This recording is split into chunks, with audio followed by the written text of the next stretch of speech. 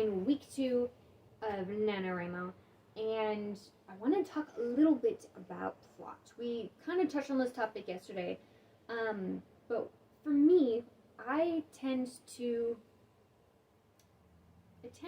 start with figuring out the 5 main plot points. You have your beginning, or the inciting incident. This is where things, where your readers first get to know your characters and everything that's been going on. You have your first plot point, which is often where something happens. For example, maybe your characters find out that, hey, someone's gone missing and we can't find them. So you build on that and you keep going. The midpoint reversal, which is the third out of the five plot points, is typically in the middle of your story, and that's where something big happens.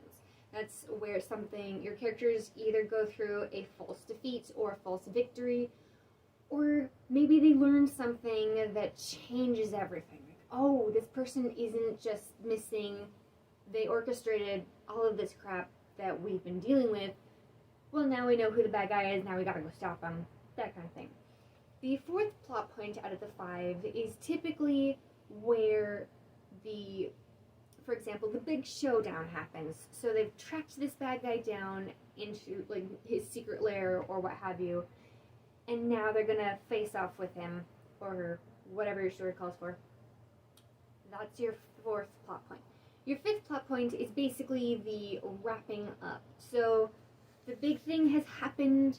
Maybe they defeated the bad guy, maybe he got away, but this is the kind of the tying the bow on the package of your story. This is where you kind of get to just kind of touch on a few things that maybe didn't get resolved earlier on. This is also a good point for towards the end of NaNoWriMo.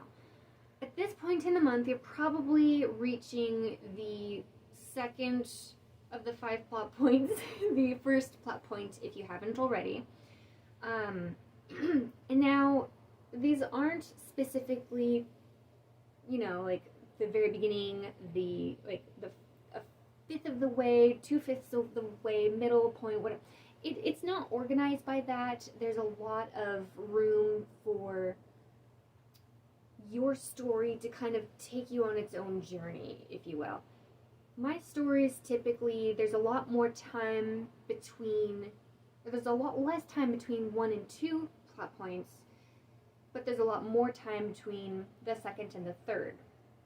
And then there's a lot of time between the third and the fourth, but maybe there isn't a lot between those last 2. So just play around with, sit down with your story or your characters and kind of try and get an idea of what the 5 big things in your story are that kind of determine the overall flow of the conflict. That's where I'm going to leave you today with the prompt, Cherished Memories.